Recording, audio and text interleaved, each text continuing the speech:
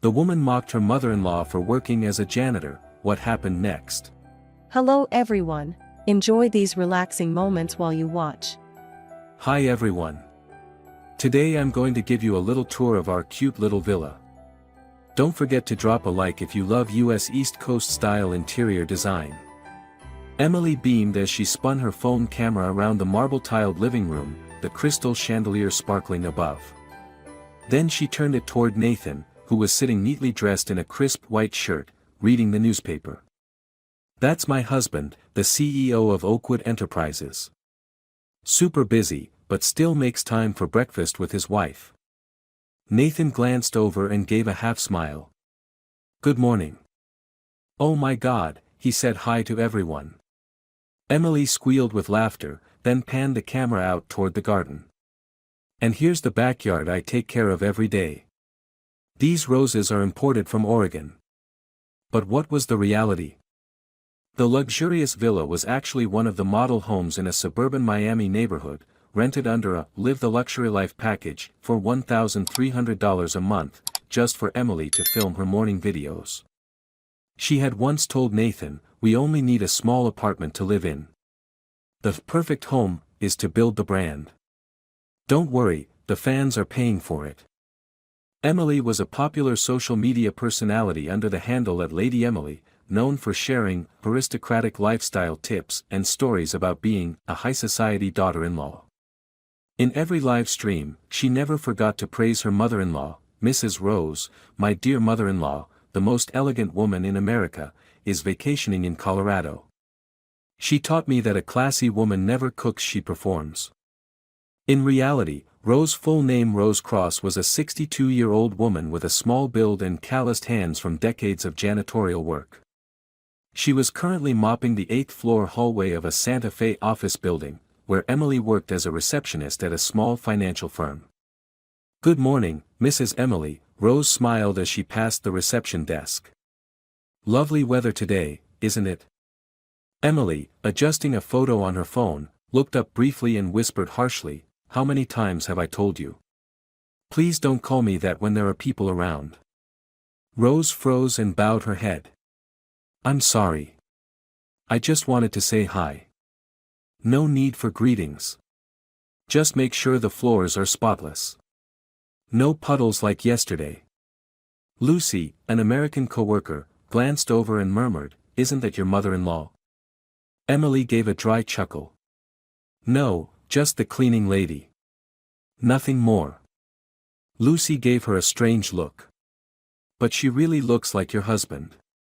Emily said nothing, turned away.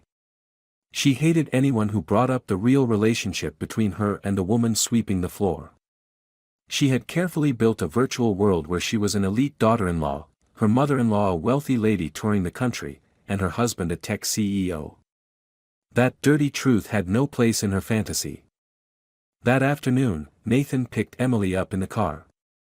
As they pulled out of the parking lot, he saw his mother dragging a heavy water bucket. He rolled the window down. "Mom! Do you need?" Emily slapped his hand down. "Roll it up.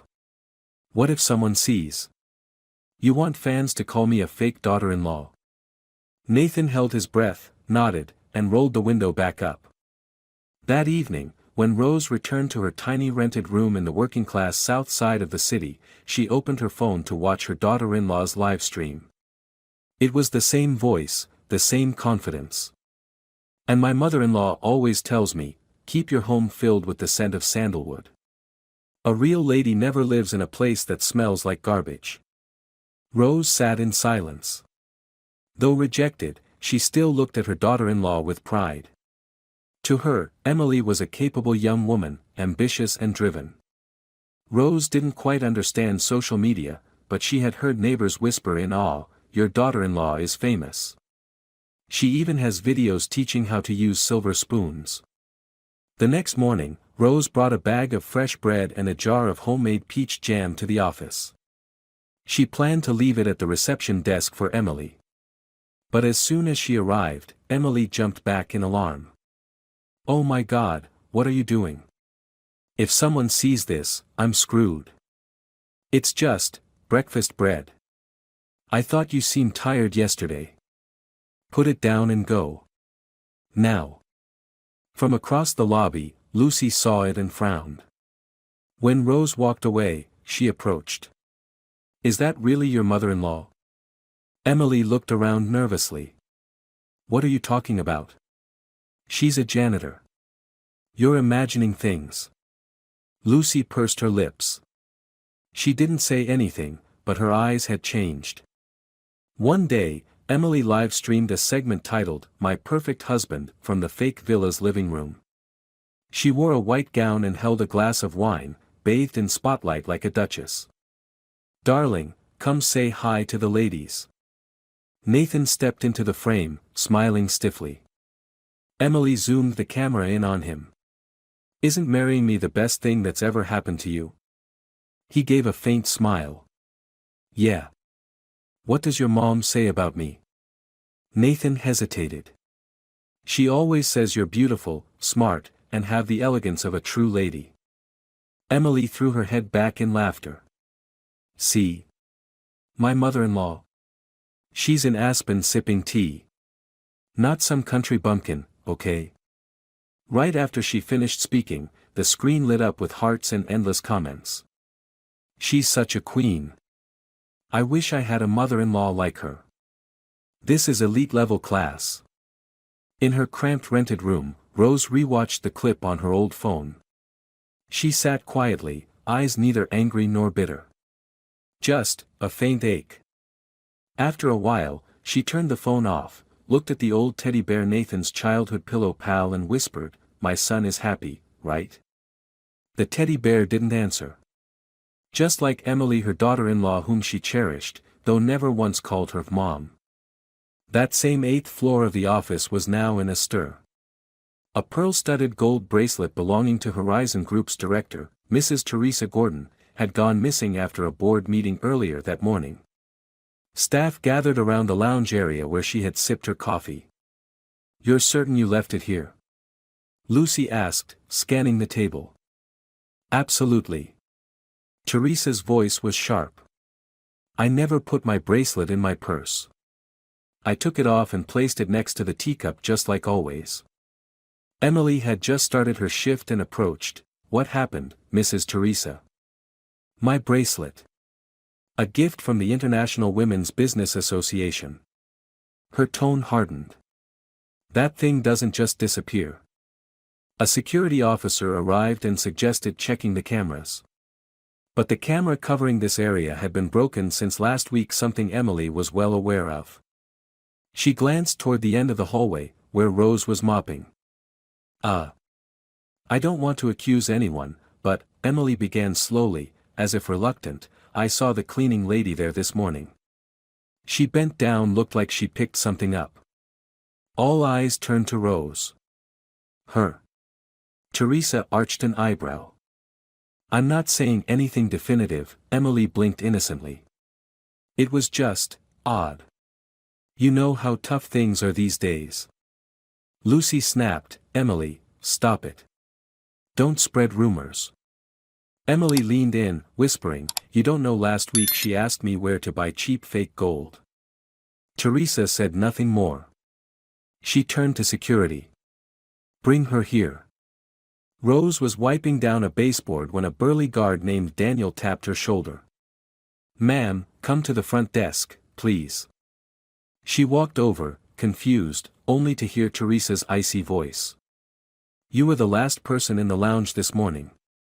My bracelet disappeared right after that. Rose's eyes widened. I didn't take anything. I was just cleaning. Emily stepped in, didn't you bend down to pick something up? I only picked up a napkin someone dropped. Could it have been the bracelet? Emily raised an eyebrow. No. I swear I don't know anything about it. Lucy interjected, Mrs. Teresa, wait, she's a decent person. Let me check the cleaning area first. No need. Teresa raised her hand. Security, check her bag and belongings. Daniel hesitated. That's a bit much. I'll take responsibility. If she's innocent, I'll apologize publicly. Rose gripped the handle of her mop tightly, her hands trembling. I didn't do anything wrong. I never have. I just wanted to do my job properly. Emily spoke softly, no one's accusing you. But obviously, a quick check will clear everything up. If you're clean, what's there to fear? She's right, another female coworker chimed in, giving Rose a cold glance. Jewelry doesn't just disappear on its own. Lucy snapped, she's Emily's mother-in-law. A chilly silence followed. Rose's eyes welled up with tears. Emily froze for a second, then spun around. What? You heard wrong. Lucy said, I heard her call Nathan her son. Emily let out a dry laugh. She's confused. Making stuff up for sympathy. Me? Her daughter-in-law. Are you insane? Rose pulled the mop closer to herself and whispered, I never lie. Emily, sweetie. Don't call me that. Emily gritted her teeth. Just then, the elevator doors opened. Nathan stepped out, wearing a navy shirt, holding some files. He immediately noticed the commotion, saw his mother surrounded, her eyes red. He rushed over. Mom. What's going on? Rose turned to him, lips trembling. They say. I took someone's bracelet. Nathan looked at Emily. What happened here? Emily avoided his gaze. Someone lost something. Your mom was the one cleaning the area. We have to be objective. My mother's not that kind of person. Are you sure? Emily raised an eyebrow. Or do you want to get dragged into this? A CEO of Oakwood Enterprises, with a thief for a mother, think the press will let that go? My mother is a janitor. Not a thief. Rose stood still, then slowly placed her mop down. Go, son. I'll explain myself. Nathan hesitated, then lowered his head. I'm sorry, Mom. He placed a hand on her shoulder, then stepped back. Emily leaned close to his ear and whispered, Good. Don't make this worse. Security led Rose into the security room to check her belongings. The result, nothing. But the bracelet was never found. Mrs. Teresa didn't apologize as she had promised. She just shrugged. It may have fallen somewhere. We'll look again later. Emily whispered to Lucy, See? In the end, no one knows anything. But suspicion is still suspicion. Lucy replied coldly, You should be ashamed. Emily didn't respond. She opened her phone, scrolled quickly through Instagram, and smiled at the video titled, Breakfast with Emily and Nathan the Aristocratic Way. That evening, in her small apartment, Rose sat in front of the mirror, cutting her long, graying hair. Each snip seemed to sever a piece of memory.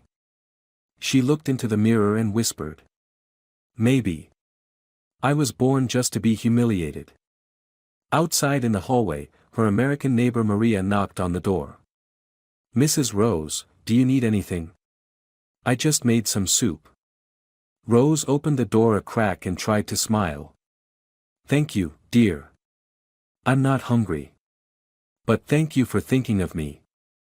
Maria noticed her newly cropped hair and gave her a compassionate look. If you ever want to talk. I'm always here. Rose nodded. But as the door shut, she leaned her head against the mirror, shoulders shaking in silent sobs.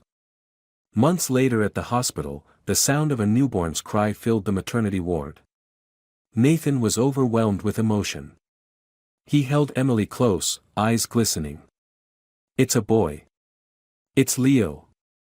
Emily nodded slightly, her voice tired but sharp. Tell the doctor, no visitors allowed. Not even, your side of the family. Nathan froze. What did you say? You know what I said. Emily turned away, staring blankly at the ceiling. I don't want her near my child. The smell of bleach, floor cleaner, the stink, of poverty. I won't have it. You can't forbid my mother from coming to the hospital. She's Leo's grandmother. Emily turned back to him, eyes burning. I can. And I will. If you don't choose, I will. Nathan clenched his fists, lips tight. Out in the hallway, Rose stood silently against the white-painted wall, holding a small gift bag inside, a pair of woolen baby socks she had knitted over the past month. The stitches were uneven, but she had thought, his feet will be warm each night. Just then, Nathan came out of the room. He saw his mother and froze. Mom, he approached. You're here. Yes. I brought something, just a small pair of socks. I spent many nights knitting them. Is Leo okay? He's fine. Doctor says he's healthy. Nathan lowered his head, his thoughts in turmoil. Can I see him? Just a glimpse, from afar. Nathan looked back toward the hospital room. After a few seconds, he shook his head. Emily won't allow it. Because I'm dirty, right? Rose gave a bitter smile. Makes sense. Who lets a stairwell cleaner hold their grandchild? No, Mom, it's just. Just what? Her voice cracked. Just that I'm not good enough. Just that I don't measure up to her side of the family. Just that I have no degree, no perfume. I don't blame anyone, Nathan. I just wanted to be called Grandma, once. Nathan said nothing. Rose placed the gift bag in his hands. If you can't bear to give them to him, just keep the socks in a drawer. I don't need him to wear them. I just want a trace that I existed in his life. From afar, Maria stood with tears in her eyes. Rose turned and walked down the hospital hallway, each step like treading on shards of her own heart. She crossed the white bridge between two wings of the hospital and stood for a long time, watching the tiny, indifferent cars moving below. No one called her name. No one ran after her. No one needed her. The next morning, Emily live-streamed on Instagram. Hi everyone. I just gave birth to baby Leo. Thank you for the thousands of congratulatory messages. We're in a VIP suite at St. Mary's Hospital, total aristocratic vibes. Oh, and people are asking about my mother-in-law. Mrs. Rose is off on a relaxing retreat in Napa Valley. She didn't want to bother us. Beside her, Nathan stayed silent.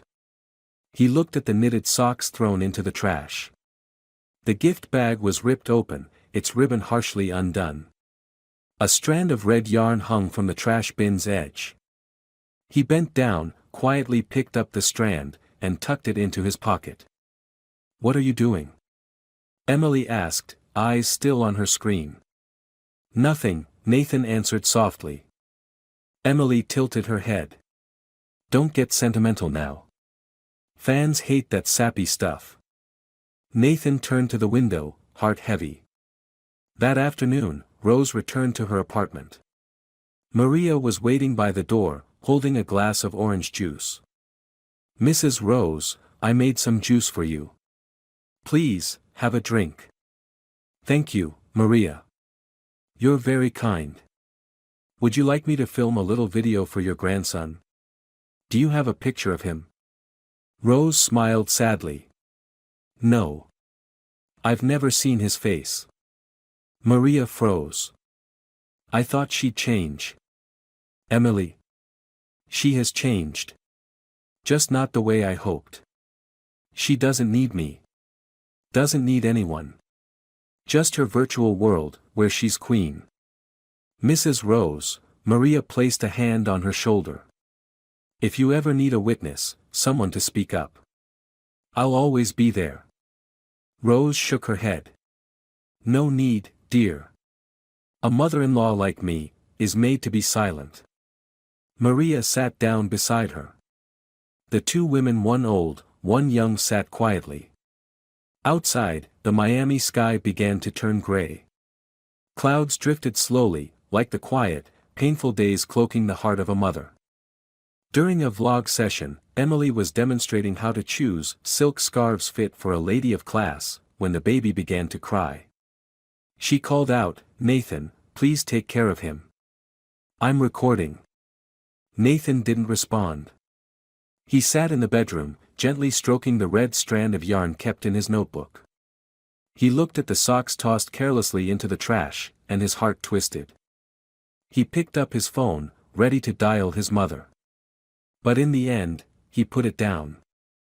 Emily walked in. "Who were you about to call?" "No one." "Don't say it was your mom." "It wasn't." Emily sniffed. "Good. I don't want her voice polluting this apartment." Nathan looked her straight in the eye. "Do you know, she once walked nearly 2 miles to find the softest yarn in Miami?" "For what?"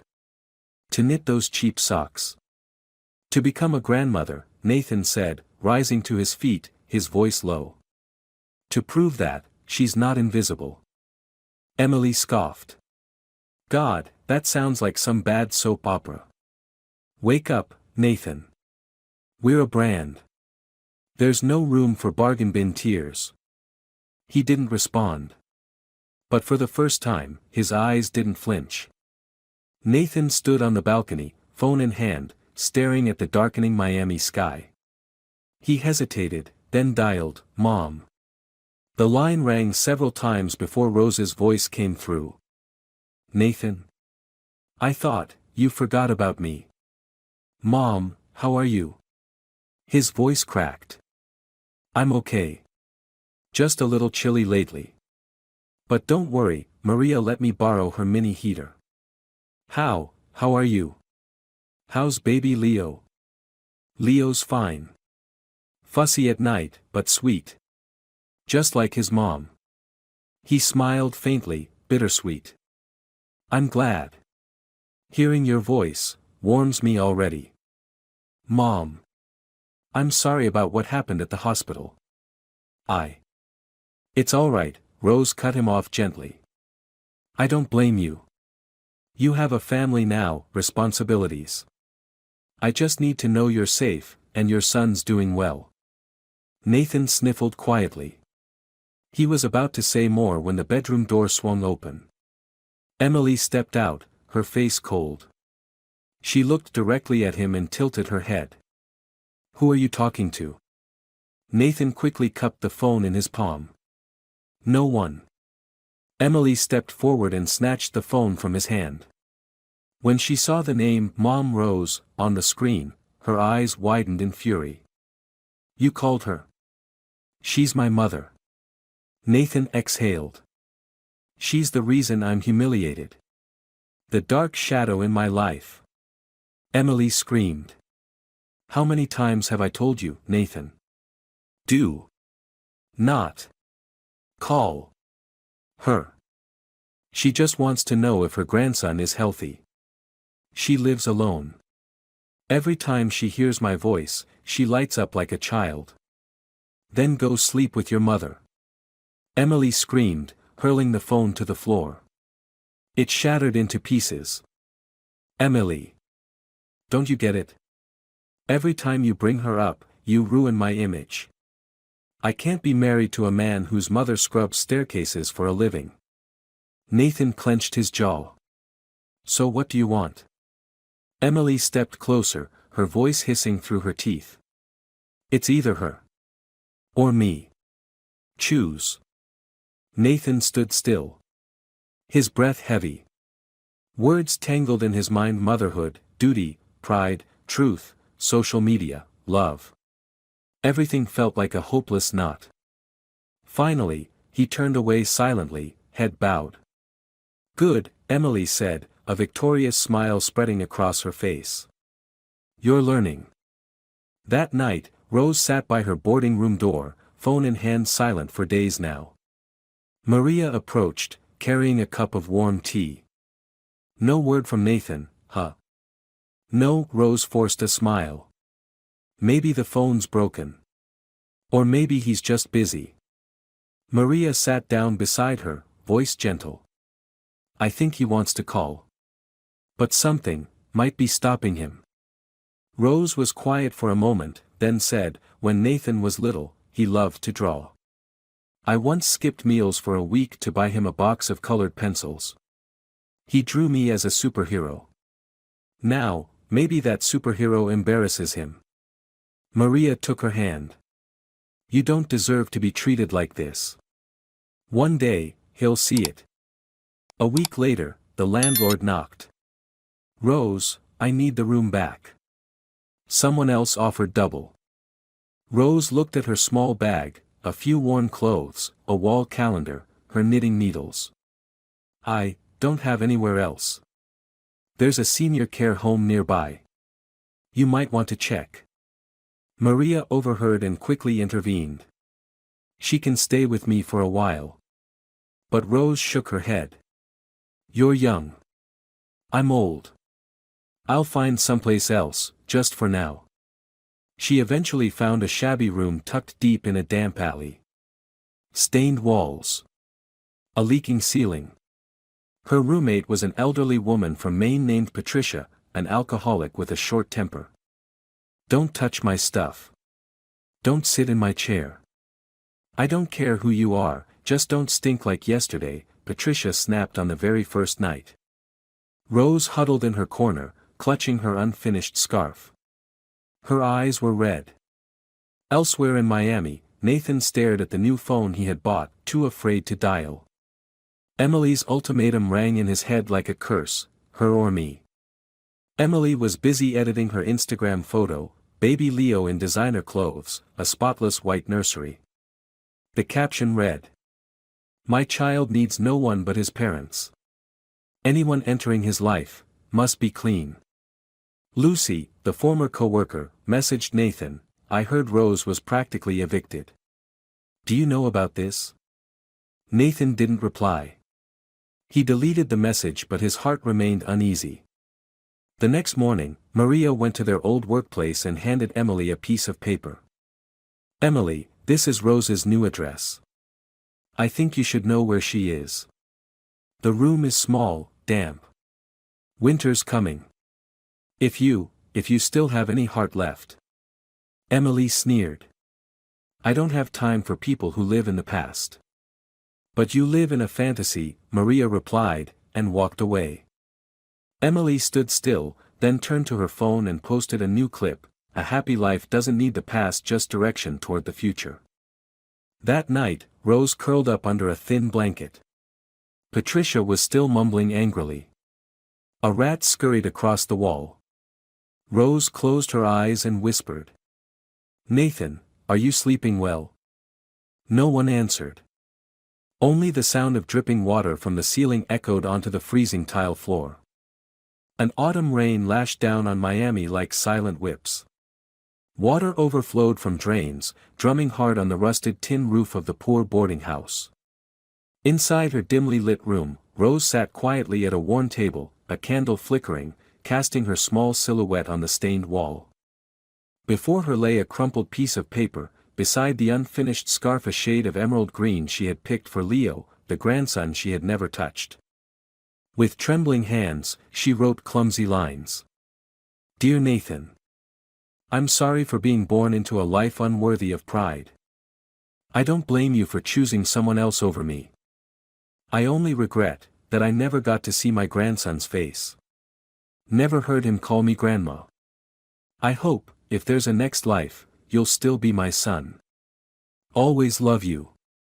Mom." She folded the paper, slipped it into an envelope, sealed it. The old clock on the wall showed 10:43 p.m. She pulled on a thin coat, picked up the letter and the unfinished scarf.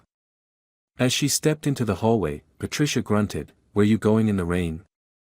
Rose replied softly, "Just out for some air." "Then stay out," Patricia mumbled and slammed the door. The Mississippi River Bridge at night was desolate, faint yellow lights casting a glow on the muddy waters below. Rose stood at the railing, gripping the cold metal, rain soaking her hair and blurring her face. She placed the letter on the rail. The green scarf was balled in her left hand. Her right hand reached out into the open air. "I'm invisible now. No one needs me anymore." Suddenly, footsteps echoed in the distance. A child, a little girl, about 8, was running across the street, her raincoat slipping off, plastic sandals flapping. "Sweetheart!" Rose shouted. "Watch out!" From the other side, headlights flared. A car horn blared. Without thinking, Rose dashed into the road, grabbed the girl, and they both rolled into the wet grass. The car screeched to a stop, skidding sideways, barely missing a lamppost. The driver stuck his head out, yelling, "Are you crazy?" Rose didn't respond. She looked down at the unconscious girl in her arms, blood trickling from the child's forehead. She picked her up, her feet slowly carrying them toward the nearest hospital, St. Luke's Clinic. In the emergency room, doctors rushed to treat the little girl's wounds. A nurse asked, "Are you a relative of the child?" "No. I'm just someone passing by." "You saved her. If it weren't for you, she might have." The nurse trailed off, her eyes filled with admiration as she looked at Rose. Rose simply nodded and whispered, "Someone still needs me. I'm not allowed to die yet."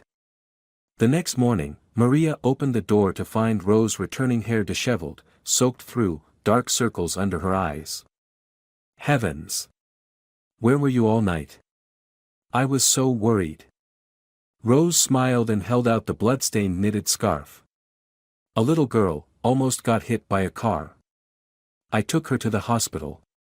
She's okay now." Maria took her hand. "You were going to do something last night, weren't you?" Rose said nothing. After a moment, she pulled a damp, smudged letter from her pocket. "Maybe.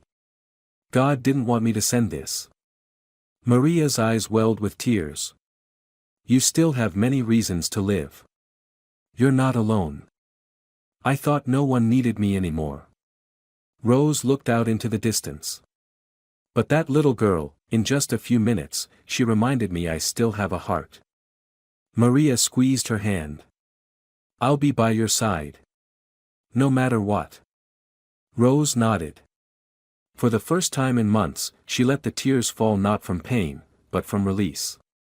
That night, Nathan was tidying up when his hand brushed against a strand of green yarn falling from an old coat pocket.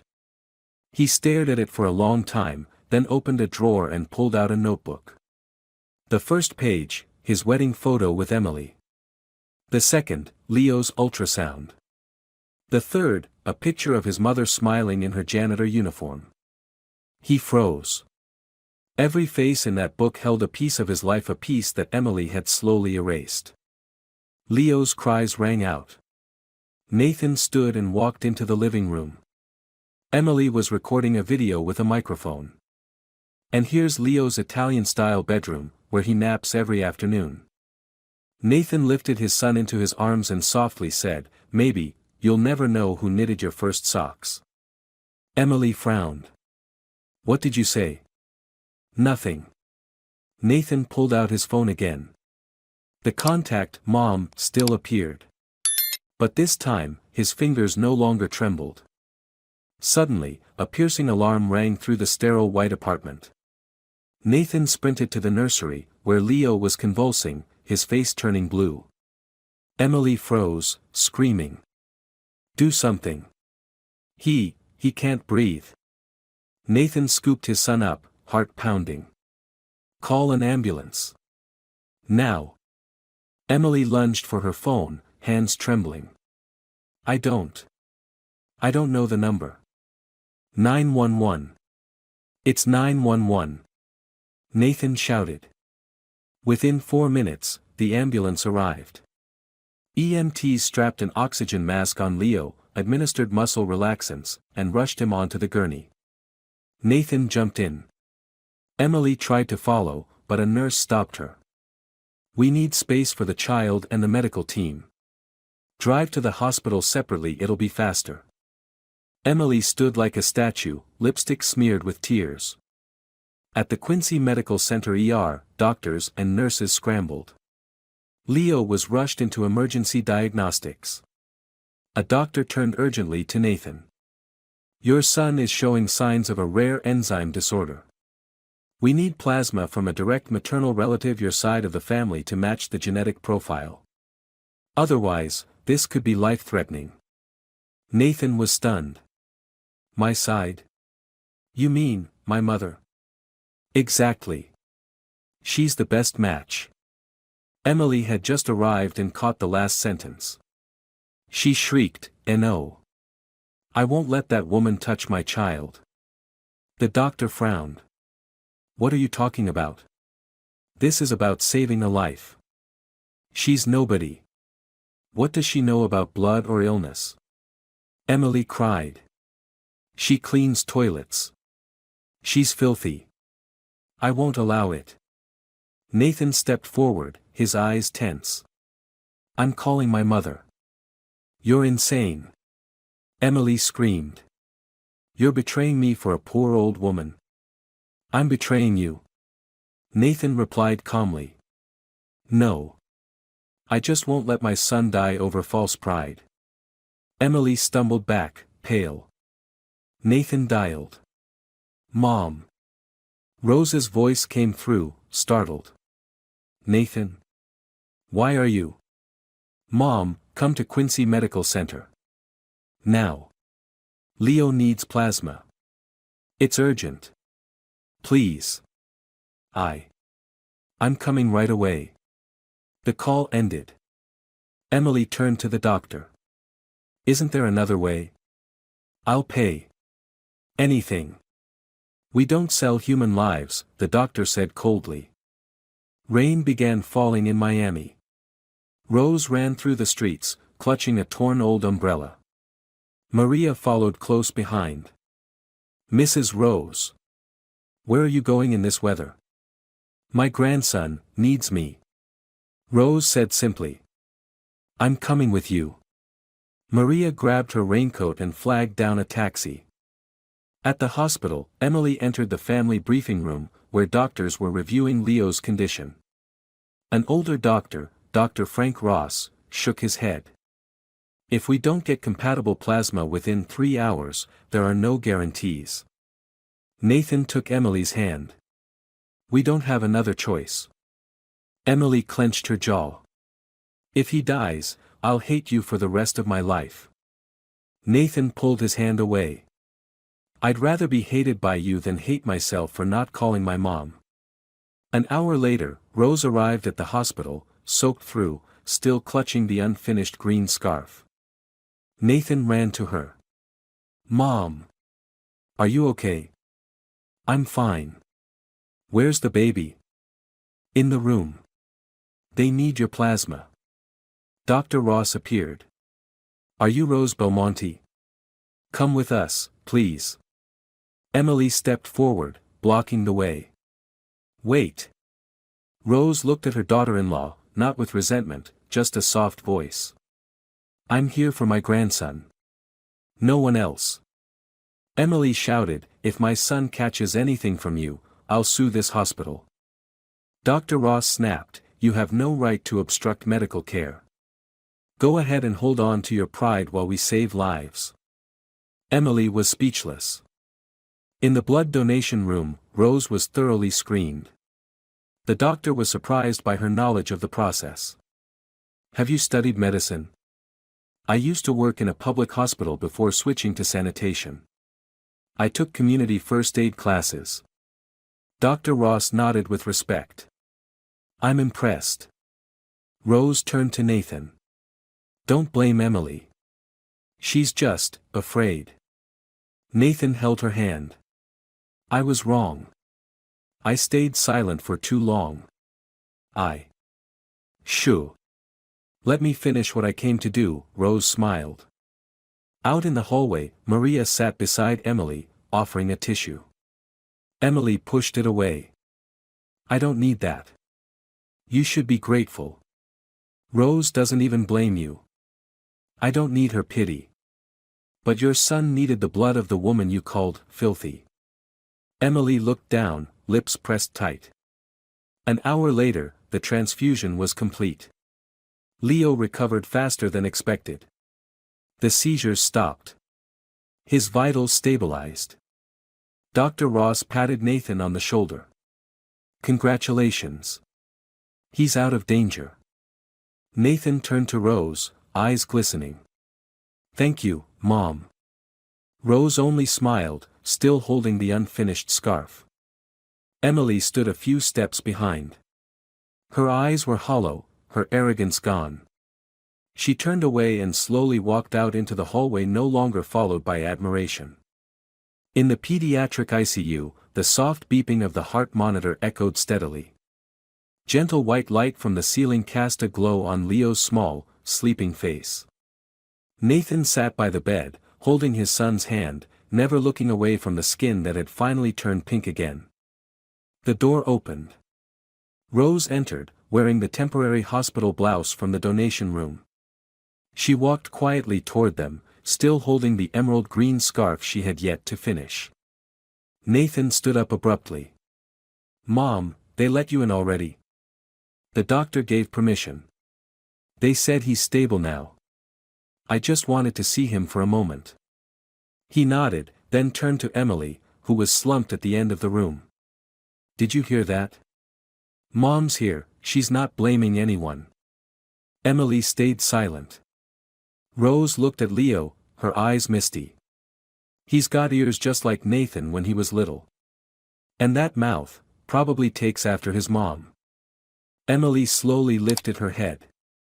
She looked at Rose for a long moment, then turned away, her gaze avoiding the woman who had once been a thorn in her heart. Nathan spoke softly, I'm sorry, Mom. For everything. Rose waved a hand, her voice light as a breeze. No need for words now. Let it all pass. You're okay, and that's enough for me. The door opened again. Dr. Ross entered with a young doctor. The young man looked at Rose in surprise. You're the one who guided me during the intermittent chest compressions earlier. You're not just anyone. Dr. Ross nodded. We learned more about Mrs. Rose. Her blood donation record shows she used to be an emergency medical technician in Santa Fe, with 6 consecutive years of intensive first aid training. Nathan was stunned. You used to work in emergency care? Rose nodded. I never said anything because I knew you and Emily preferred a quiet mother-in-law, not someone who flaunts her past. Emily whispered, her voice choked, I didn't know. Maria had just walked in behind Rose. She sat down next to Emily. You truly didn't know. But that not knowing, made you hurt the person who loves your child the most. Emily didn't respond. She just stayed silent. Rose placed the knitted blanket gently over little Leo's legs and stroked his soft skin. I made this when I thought I might never get the chance. Today. I leave it here as a belated greeting. Nathan looked at Emily. Is there anything you want to say to Mom? Emily stood up. Her eyes met Rose's, trembling. You saved my child. Rose smiled. I only did what any grandmother would have done. Emily walked closer to the bed, then bowed deeply. Thank you. No makeup. No camera. No captions. Just an exhausted, sincere Emily. Rose softly replied, I wasn't waiting for thanks. I was only waiting for a look that wasn't cold. Nathan stood behind her, placing a hand on his wife's shoulder. Anything else you want to say to Mom? Emily began to cry. I'm sorry. I was so wrong, about so many things. A tear fell onto Leo's hand. The next morning, as Rose was preparing to leave the hospital, Dr. Ross came to shake her hand. You are a strong and kind woman. Not everyone has the courage to do what you did yesterday. Rose smiled gently. I only did it for my grandson. You doctors are the ones who made the miracle happen. No. The miracle came from your selflessness. Maria interjected, yesterday the whole hospital saw you donate plasma without asking for anything in return. Now everyone knows you're not just the old woman who mops the floors, but a wonderful mother and grandmother. Rose looked at Nathan and Emily. I don't need the past to be painted over. I just need the future, to avoid repeating the pain. Nathan squeezed her hand. It won't, Mom. I promise. Emily nodded. I will change. I owe you everything. Rose looked at the now finished knitted blanket on Leo's lap, dry and fragrant. She whispered, as long as he has warm feet every night. I already have my whole world. 3 days after the plasma transfusion, Leo was completely stable. The seizures didn't return. He began feeding again, even smiling occasionally when Nathan blew soap bubbles. The once cold hospital room now brimmed with warmth, sunlight streaming through the windows casting glittering streaks across the floor. Nathan walked into the recovery room with a small bouquet of yellow roses. Rose was sitting beside Leo's bed, gently stroking his back with the pure instinct of a grandmother. Mom, Nathan called softly. Rose turned, her eyes full of kindness. He stepped forward, placed the bouquet on the table, and slowly knelt in front of her, his hands trembling slightly. Mom. I'm sorry. I've been the most cowardly son. I feared my wife more than I feared losing you. I stayed silent when you were humiliated, turned away when you needed me. I deserve to be disowned. Rose said nothing. She looked at her son, his head bowed, hair falling over his face. A heavy silence lingered. Then she reached out, gently touching his head. My child, finally brave enough to face the truth.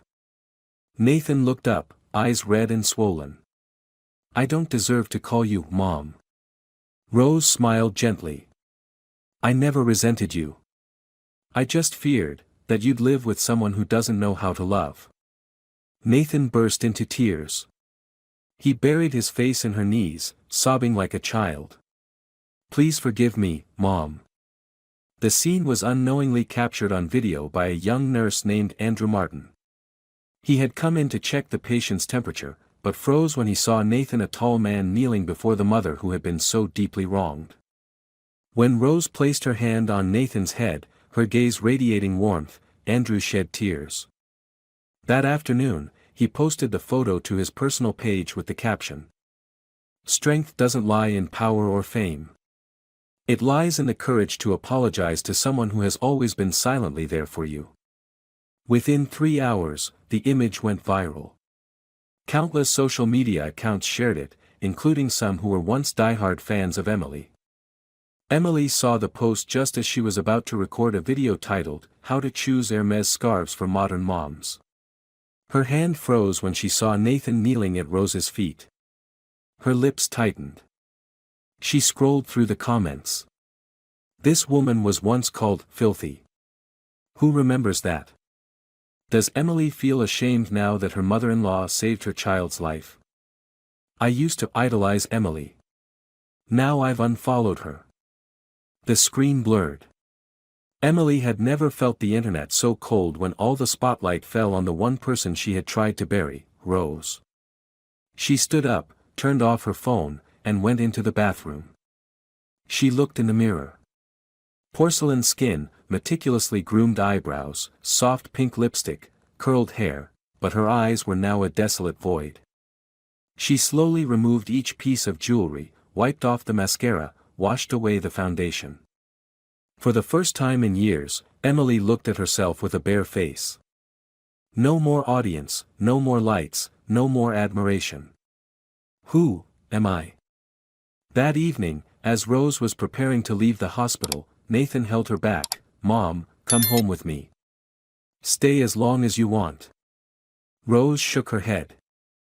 I still have my little room, and Maria. Emily stood behind the door, hearing it all. She stepped out, no makeup, no fancy clothes. She wore a simple gray sweater and jeans.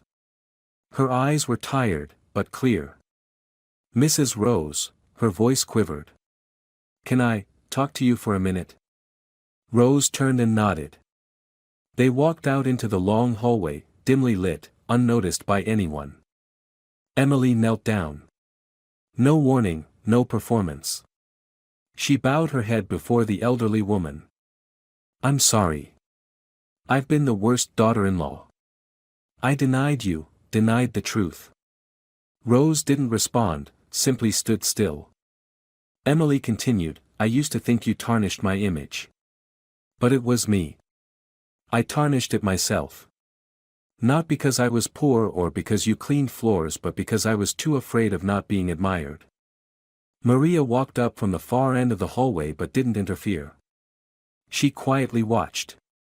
Rose sat down, motioned for Emily to join her. She lifted a hand, gently comforting her. You can be wrong, as long as you know you were wrong. And you know now. Emily broke down, hugging her like a child who had finally found her mother after a long nightmare. Those tears weren't shame anymore, they were release. Nathan watched from afar, looking at the two women he loved most, one kneeling, the other embracing. He smiled, and for the first time, his heart was at peace. At that same moment, Maria took out her phone not to film but to send a message. The reward of forgiveness isn't victory, it's the salvation of humanity. On Monday morning, a week after the hospital discharge, Emily appeared at the Northside Community Center, no makeup, no phone, no designer clothes. She wore a simple gray sweater, hair tied back, carrying a basket of bread and a container of chicken porridge. Maria opened the door, eyes wide, Mrs. Emily. Just call me Emily, she smiled gently. I'm here to see Mom. Rose stepped out, still holding the half-finished knitted blanket. She paused when she saw Emily. Emily approached, placing the basket on the wooden table in the courtyard. I made some porridge. I'm not sure if you'll like it, but I used Maria's recipe. Rose looked at her, saying nothing. After a while, she pulled out a chair and sat down. Sit, she said softly. Emily sat opposite her, hesitant. Do you remember, when I called you filthy, said you embarrassed me? Rose nodded. I remember too. Emily looked her in the eye. Pretending can help you stand out for a moment, but only genuine love and gratitude can make you a decent human being. Don't judge someone by their job or appearance, because often, it's the quietest ones who sacrifice and love us the most. Happiness doesn't come from the recognition of strangers, but from the forgiveness of those we've hurt. Admitting our faults and choosing to change is the only path to redeeming ourselves. If you enjoyed this story, we invite you to give it a like and subscribe to our channel. Your support motivates us to keep bringing heartwarming stories almost every day. We are very grateful for your support. See you soon.